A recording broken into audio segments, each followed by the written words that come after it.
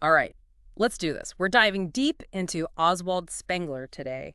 And wow, we've got a lot to cover. We've got biographies, philosophical critiques, historical analyses, the works. It's going to be quite a journey. It is, it is. And we're not shying away from the tough stuff. We've even got excerpts from Spengler's own Decline of the West. Ah, yes, the book that, kind of took Germany by storm after World War I. A defeated nation hungry for answers and all that. Exactly. So to really get why Spengler resonated so strongly, we're going to start, well, with Spengler himself. Makes sense. Get to know the man behind the theories. Right. So born in Germany, 1880, not exactly a happy childhood, Some say, actually, a lot of biographers say that really influenced his later pessimism. Yeah, Ben Lewis, in his book Oswald Spengler and the Politics of Decline, Okay. he really highlights that connection. Like, Spengler struggled with intimacy, had a pretty melancholic view of human nature. It's almost like his philosophy was kind of a reflection of his own, internal world. Makes you wonder, right? Like, did his personal anxieties, did those feed into his grand theory of civilization's inevitable decline? It's a question worth asking, for sure. Oh, but before we get too deep into that, I got to ask you about something I found in Klaus P. Fischer's book, History and Prophecy, Oswald Spengler and the Decline of the West. It's about, get this, a teenage Spengler writing a verse drama about Montezuma. Oh, yeah, the Montezuma play. Never published, but Fischer describes it as already hinting at these themes of conquest, cultural clash, and, yeah, ultimately decline. Early glimpse into Spengler's mind, I guess you could say. Talk about foreshadowing, right. Right. But it also got me thinking about something else. Several sources touch on this. Spengler's fascination with prehistory, with figures like anthropologist Leo Frobenius. Any connection there? Oh, absolutely. Frobenius was all about the cyclical nature of cultures, rise and fall, connection to the environment. And I think Spengler saw in Frobenius's work a kind of confirmation, I guess, of his own ideas about cultural morphology that were, developing. So he's not just like responding to post-World War I anxieties. He's drawing on like these much deeper intellectual currents. Oh, for sure. And he was clearly, deeply familiar with the works of thinkers like Goethe and Nietzsche. Oh, totally. H. Stuart Hughes, in his book Oswald Spengler. A critical estimate, he traces those influences really well. You see Goethe's ideas on morphology, but in nature, reflected in Spengler's concept of cultural morphology. And Nietzsche, well, that will to power concept, the critique of traditional morality, definitely echoes in Spengler's work. So not working in a vacuum, this guy. Nope. But even with all these influences, he really forged his own, let's face it, controversial path. Went from teaching to writing, shot to fame with Decline of the West, got deeply involved in right-wing politics during the Weimar Republic. A turbulent time, to say the least.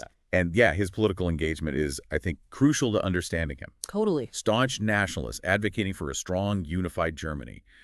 But, as Fischer points out, he was also deeply critical of the Nazis, saw their racism as, well, abhorrent, and honestly, he thought they'd lead Germany to ruin. See, complex guy, this tension between his nationalism and his total rejection of Nazism. Yeah.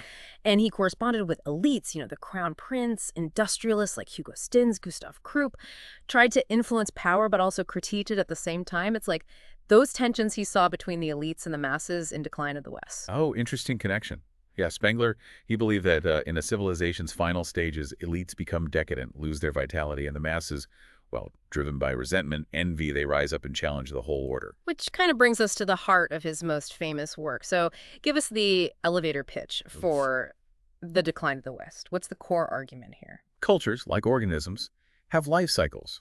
They're born, they grow, they mature, they decline, and eventually they die. And he believed Western civilization, what he called Faustian civilization, was in its decline phase, heading towards, you guessed it, inevitable collapse. Okay, I get the life cycle things, but how does he define decline exactly? Like, what are the signs? A few things, actually. He pointed to, materialism taking over creativity, technology becoming, well, dehumanizing instead of, leading to progress, the rise of the masses but without genuine leadership, and this loss of spiritual vitality, all symptoms of, a deeper cultural exhaustion. So it's not just a simple technology bad, tradition good argument, right? Yeah. He's got a more nuanced view. Oh, yeah, definitely. We'll get into his specific views on tech later, but it's worth noting that he saw technology as both, a tool and a potential trap, Like, it can be good, but it can also dehumanize us, alienate us from nature, even from ourselves. He really digs into this in Man and Technics. And it's wild how many of these anxieties, still resonate today. Oh. Are we too obsessed with tech? Is our culture becoming, totally materialistic and shallow? Yeah. Are we losing any sense of shared purpose? These are questions that Spengler, writing almost a century ago, makes us confront. He really does. And I think that's why we need to go beyond just summarizing his arguments and look at the deeper implications. Agreed. And that's exactly what we're going to do next time. We'll unpack this whole cultural morphology concept, dive into his idea of the prime symbol, and explore those sometimes unsettling views on technology. Stay tuned, folks. Yeah. It's about to get even more thought-provoking. Welcome back, everybody. So we've explored Spengler the man, his life, his influences, all that good stuff. Now let's really get into the heart of his thinking. And I think a good place to start is this idea of cultural morphology, which is how he analyzed the rise and fall of civilizations. Right. Remember, Spengler, he believed that cultures, like living organisms, they grow and evolve through these, distinct stages. But it's not just some loose analogy. He gets really specific, arguing that each culture has this, unique soul. He calls it its prime symbol. Prime symbol, huh? Okay, so what is that exactly? Sounds kind of, I don't know, mystical almost. It is a challenging concept, that's for sure. But basically, the prime symbol is this, fundamental idea or image. It shapes a culture's whole worldview, its understanding of space, time, destiny, the whole shebang. It's how a culture interprets reality and expresses itself. So, give me an example. What would be the prime symbol for, say, ancient Egypt? Well, Spengler argues that for the Egyptians, it was this way of the eternal, represented by, you guessed it, the pyramid. Think about it. These monumental structures, the focus on death, afterlife, cyclical view of time. For Spengler, all of that reflects this underlying sense of timelessness, permanence. So their entire worldview is captured in this one powerful image. Gotcha. So how does this prime symbol thing apply to, Western culture? What's our defining image, according to Spengler? He calls Western culture Faustian. Faustian. Yeah. And I mean, you can probably guess it's drawn from the whole legend of Faust, the guy who makes a deal with the devil for unlimited knowledge, power, all that. So we're the restless strivers, always pushing boundaries, never satisfied. Exactly. Spengler sees this Faustian drive everywhere. In our science, technology, our explorations, our conquests even. The Gothic cathedrals, spires reaching for heaven, the whole development of perspective in Renaissance art, the dynamic, ever-evolving nature of Western music. All of that, for Spengler, expresses this, deep desire to transcend limits. Which, makes me think about something we talked about earlier. Spengler's view of technology. It's a tool, but also a potential trap. Yeah. So is this Faustian drive, this endless striving, is that what leads us to become, what did he say, intellectual beasts of prey? Oh, good point, yeah. In Man and Technics, he uses that phrase. And for Spengler, technology, it's the embodiment of that Faustian spirit. It's our attempt to, master nature, bend it to our will.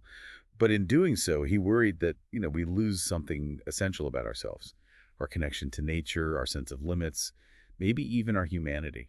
So technology, it's like a manifestation of our prime symbol, but also our potential downfall. Man, it's a fascinating perspective, but pretty bleak too.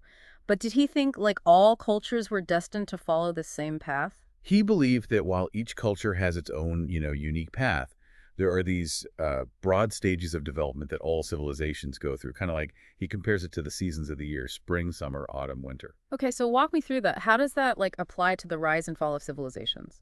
Okay, so spring is the birth of a culture. It's a time of youthful energy, creativity, and a real close connection to nature. Summer is the period of maturity, achievement, outward expansion, all that. Autumn, you start to see reflection, introspection, got a gradual turning inward. And then winter, well, as you can guess, it represents decline, decay, and eventual collapse. So where did he put Western civilization on that timeline? He believed Western culture entered its winter phase around 1800. He saw the rise of mass democracy, the dominance of money and tech, and the decline of traditional values, spiritual beliefs. All signs of this final stage. It's a pretty bold statement. And it's interesting because, some of those trends he saw are still around today, big time. But if he's right, what comes after winter? Is there a spring on the other side? Spengler was not very optimistic about renewal, let's put it that way. He thought the winter phase would end in like a period of major political and social upheaval, and that eventually leads to a new form of authoritarianism. He called it Caesarism. Caesarism. Okay, that sounds ominous. Is he talking like a return to Roman emperors? Well, not literally, no. Yeah. But he saw parallels between, the decline of the Roman Republic and what he thought was happening in the West. He argued that in times of like social and political chaos, they just want a strong leader, somebody who could like restore order, provide security, that kind of thing. So democracy kind of collapses under its own weight, and then you get this powerful figure who steps in and takes control. That's a simplified way to put it, but yeah, you got the gist. And it's important to remember, he wasn't necessarily saying this is a good thing, just, observing what he believed to be this recurring pattern in history. It's definitely something to think about. But before we go full Spengler pessimist, I gotta ask, what do you think about all this? Do you buy his theory of cultural morphology? Well, it's definitely a powerful framework and thought-provoking, no question. But I do think it's important to approach it with a critical eye. Like, one of the big criticisms of Spengler is that his model is just too rigid, too deterministic. It doesn't leave much room for human agency, for, the possibility of cultural change or renewal. Right. It's like he's saying, here's the script, everybody, now play your part. But history is like way more complex than that. Right? Exactly. Cultures are constantly interacting, borrowing from each other, evolving in ways you just can't predict.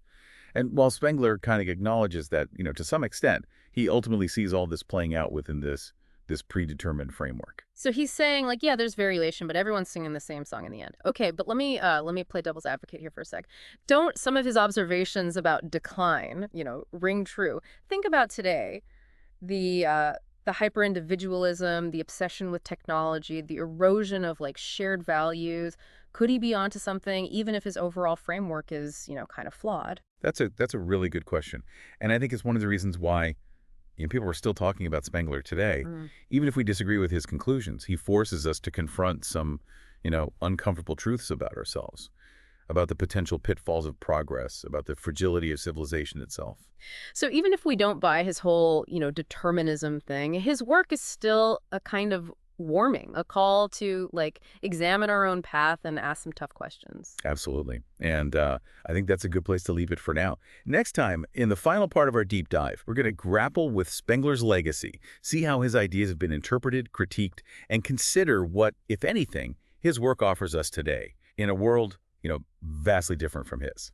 All right, welcome back to our deep dive on Oswald Spengler. So we've gone through his life, his big ideas, even tackled that, well, let's be honest, kind of controversial concept of cultural morphology. But now, as we wrap things up, I gotta ask, what's your take on Spengler's legacy? Is he, still relevant today, or just a fascinating relic of the past? That's the million-dollar question, isn't it? Yeah. And I honestly don't think there's a simple answer. Yeah. He's still a polarizing figure, Some people celebrate him, others dismiss him completely. Yeah, he's definitely not someone you can just ignore. Makes you think, that's for sure. Right.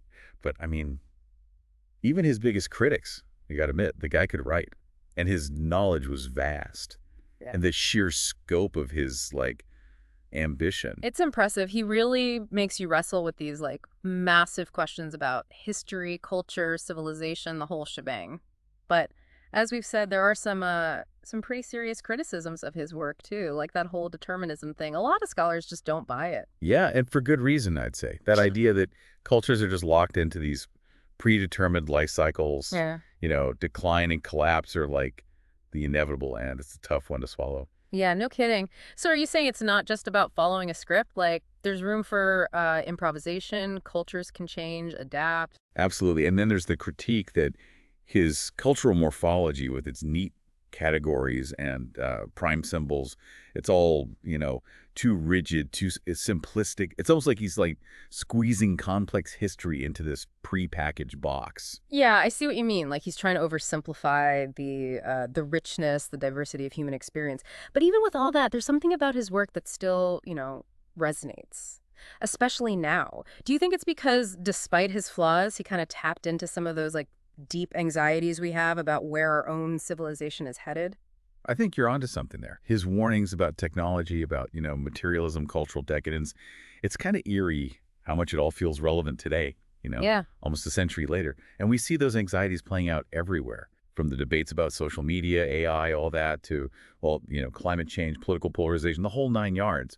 Like he's speaking to us directly. And it makes me think about that concept of the prime symbol. He said each culture has that core idea, that image that shapes how it sees the world. If Spengler were alive today, what do you think he'd pick as like the defining prime symbol of our age? Oh, man, that's a good one. And I don't think it's an easy answer. He was so good at, like, synthesizing information, pulling together these, like, seemingly random threads into a coherent story. He'd be looking for those underlying patterns, What? the things that give our current moment its shape. So what would he see? The digital network, connecting us all in this web of like information, or maybe, I don't know, an algorithm shaping our choices, influencing how we see things. Could be. But he might also focus on the fragmentation of society, the decline of shared narratives, the rise of hyper-individualism, all that. Or maybe even like our anxieties about the future, that feeling that we're living in this really precarious, uncertain time. Trying to capture that zeitgeist, right? That defining spirit of the age. And honestly, that's something we all have to grapple with too, individually.